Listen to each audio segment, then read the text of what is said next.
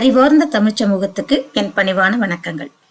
மதுரையில இருந்த பிரவீனுக்கும் திருச்சியில இருந்த தமிழ்ச்செல்விக்கும் திருமணமாச்சு. 2 பேரும் என்ஜினியரிங் படிச்சவங்க. அமெரிக்கால இருக்க மிசிசிப்பி மாகாணத்துல ஒரு கார்ப்பரேட் கம்பெனில வேலை செஞ்சிட்டு இருந்தாங்க. அவங்களுக்கு ஒரு அழகான ஆண் குழந்தை பிறக்குது. அமெரிக்காவில் பிறந்த அந்த ஆண் குழந்தைக்கு அப்பதான் 1 வயசு 7 மாசம். தாய் தந்தை முகம் பார்த்து மழலை பேச வேண்டிய வயசு. அந்த இளம் வயது தம்பதிக்குள் அவ்வப்போது வரும் சண்டை இப்போ ரொம்ப விஸ்வரூபம் எடுத்துடுச்சு. ஒரு நாள் இவங்க 2 பேரும் பயங்கரமா சண்டை போட்டுட்டு தற்கொலை பண்ணிக்கிட்டு செத்து போயிட்டாங்க. அடப்பாவமே, அடக்கொடுமையே அப்படிலாம் சொல்ல தோணுதில்ல? ஆமா, தற்கொலை பண்ணிக்கிட்டு செத்து போயிட்டாங்க. அந்த சின்னஞ்சிறு குழந்தைய பத்தி கொஞ்சமாவது யோசிச்சிருக்கலாம். தன்னலம், ஈகோ, இந்த மாதிரி பிரச்சனைகளாலதான் மன வாழ்க்கை ரொம்ப கசப்பா மாறுது. அவங்களுக்குள்ள என்ன நடந்ததுன்னு நமக்கு தெரியாது. ஆனா அந்த குழந்தை அம்மா இல்லாம அப்பா இல்லாம ஏதோ ஒரு வேற்று தேசத்துல அனாதையாகி போயிடுச்சு. அது அமெரிக்கால பிறந்ததால அமெரிக்கன் சிட்டிசன் ஆயிடுது. அதனால அந்த தம்பதிகளோட உடல்ல இந்தியாவுக்கு அனுப்பும் போது அந்த குழந்தை அமெரிக்கன் சிட்டிசன்றதுனால அங்கேயே வச்சுக்கிட்டாங்க.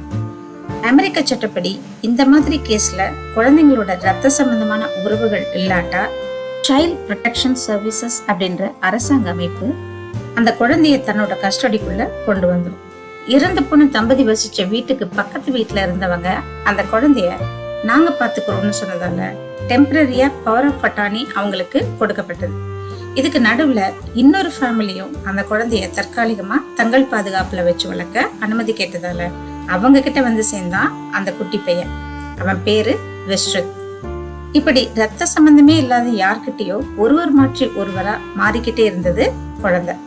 அந்த சமயத்துல இங்க இந்தியாவில இருந்த அந்த குட்டி பையனோட தாத்தா பாட்டிகளும் உறவுக்காரங்களும் சொல்லனா வேதனையில இருந்தாங்க.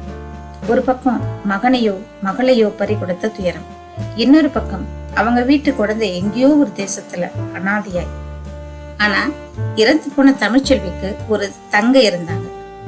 அவங்க தான் அக்கா குழந்தைய எப்படியாவது இந்தியா கொண்டு வந்துடணும்னு அதற்கான முயற்சிகளை எடுக்க ஆரம்பிச்சாங்க.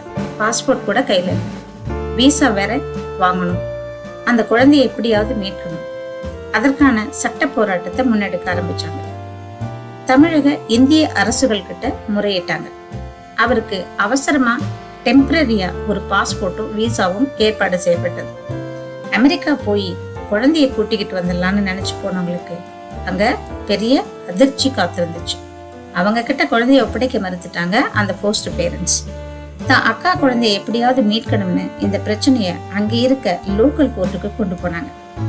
தமிழகத்தில் இருந்த சைல்ட் வெல்ஃபேர் கமிட்டி, அதாவது குழந்தைகள் நல வாரியமும் தமிழக அயலர் நல வாரியமும் இந்திய வெளியுறவுத்துறையும் குறிப்பா அங்கே இருந்த தமிழ் மக்களும் சில அமைப்புகளும் சட்ட உதவி கொடுக்கவும் அவங்க அங்க தங்கி இந்த பிரச்சனைக்கு தீர்வு காணவும் ரொம்பவே உதவி பண்ணதாலையும் அமெரிக்க சட்டப்படி ரத்த உறவு முறைகளுக்கே குழந்தைய வளர்க்கவும் பராமரிக்கவும் முன்னுரிமை அப்படின்றதாலையும் வெற்றிகரமா குழந்தைய மீட்டுக்கிட்டு வந்துட்டாங்க அந்த பாசக்கார சித்தி.